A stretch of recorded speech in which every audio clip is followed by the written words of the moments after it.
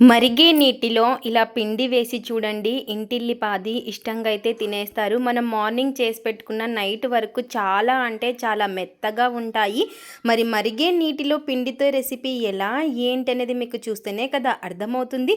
Late ఎందుకు, ఇంకా వీడియోలోకి వెళ్ళిపోదాం పదండి. ముందుగా ఒక స్పూన్ పిండిని అయితే తీసుకోవాలి. ఇలా స్పూన్ పిండిని ఒక బౌల్లోకి అయితే వేసేసుకొని, అలాగే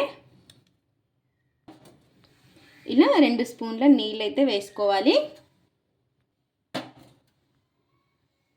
ఇలా 2 స్పూన్ల నీళ్ళు వేసేసుకొని బాగా కలిపేసుకుందాము.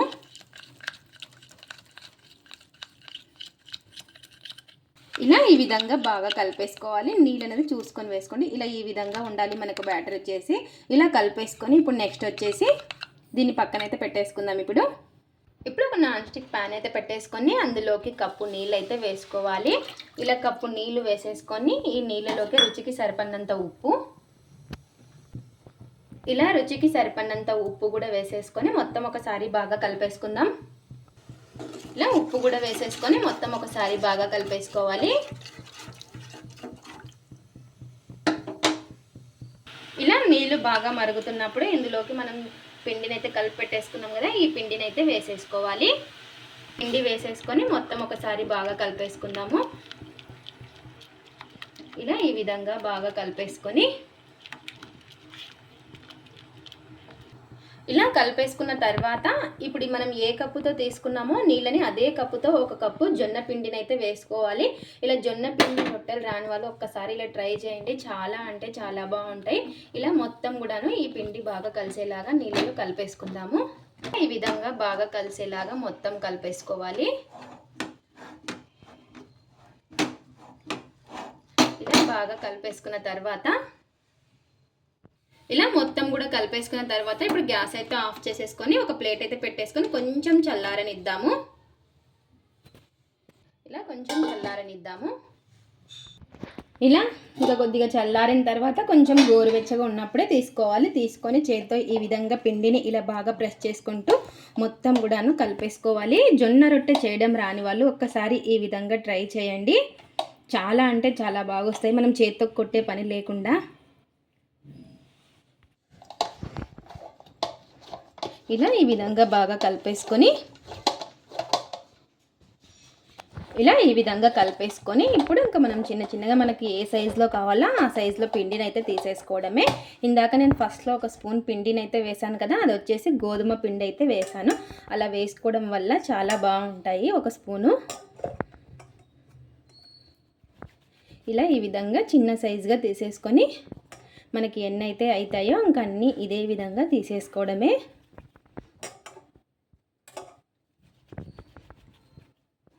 ఇలా పిండి ముద్దను మొత్తం తీసేసుకొని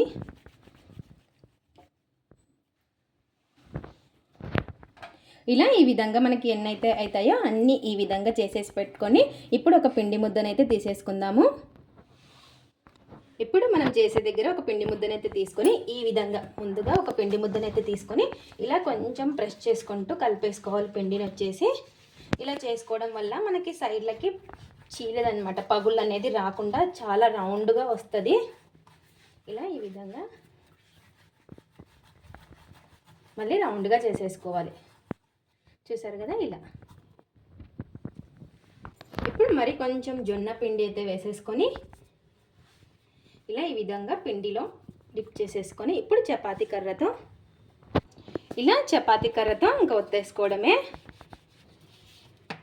ఇలా చూసారు కదా మనకి సైడ్లకు అనేది చీలదనమాట, పగుళ్ళు అనేది రాకుండా చాలా బాగా వస్తాయి. మన చపాతీ చేసుకున్నట్టు చేసేసుకోవచ్చు చపాతీ కర్రతో. ఇలా ఈ విధంగా రౌండ్గా ఒత్తేసుకోవడమే.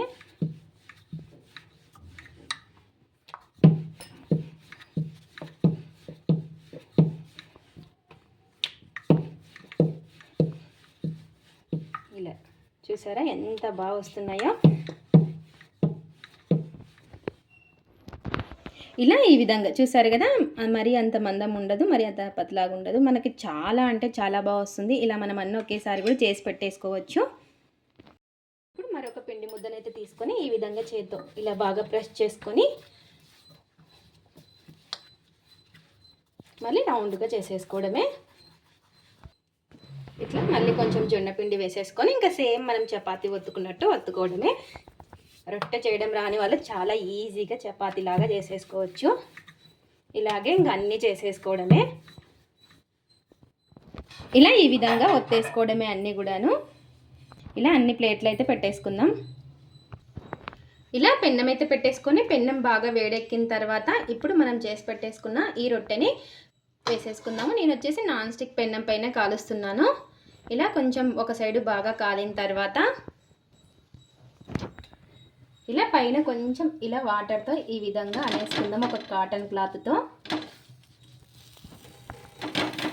ఇలా ఈ విధంగా పైన అంతా కూడాను అప్లై చేసేసుకొని ఇలా ఒక సైడ్ కొంచెం బాగా కాలిన తర్వాత ఇంకో సైడ్ అయితే తిప్పేసుకుందాము. ఇలాగా ఇలా రెండు వైపులా ఇంకా బాగా కాల్చుకోవడమే. చూసారు కదా మనకి చపాతీలాగా ఉంటాయన్నమాట. ఇలా ఈ విధంగా చూసారు కదా మనకి ఎంత బాగా పూరి పొంగినట్టు పొంగుతాయి. ఇలా పెన్నం పైన రొట్టెలు వచ్చేసి ఇలా ఇంకా రెండు వైపులా బాగా కాల్చుకొని తీసేసుకోవడమే ఈ రొట్టెల్ని. ఇలా బాగా కాలిన తర్వాత ఇంకా తీసేసుకోవడమే.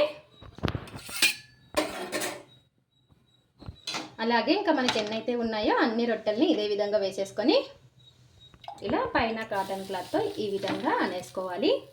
ఇలా ఇంకో సైడ్ అయితే తిప్పేసుకొని ఇలా రెండు వైపులా బాగా కాల్చుకోవడమే అన్ని రొట్టెల్ని కూడా. ఇలా ఇంకా రెండు వైపులా బాగా కాల్చుకొని తీసేసుకోవడమే. ఇలా అన్ని రొట్టెల్ని కూడా ఇదే విధంగా చేసేసుకోవడమే. ఎంతో టేస్టీగా ఉండే జొన్న రొట్టెలు చాలా అంటే చాలా సింపుల్గా రెడీ అయిపోయాయి. చేయడం రాని వాళ్ళు ఇలా ఒక్కసారి ఈ విధంగా ట్రై చేయండి. చాలా అంటే చాలా మెత్తగా ఉంటాయి.